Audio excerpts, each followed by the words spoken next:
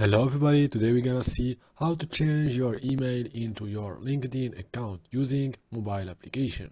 First, log into your account and click on your profile picture. After that, click on settings. Then you should click on sign in and security. After that, click on email address and add email address.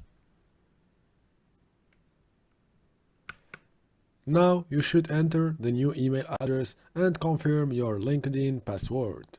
Then click on submit. After that, you will receive a confirmation sent to the email you have entered.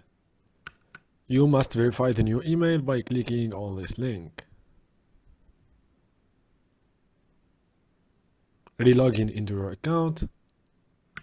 And yeah, your new email has been added to your account. You can make it primary by clicking on this button, or you just remove the new email. If you like this tutorial, please like the video, subscribe to the channel.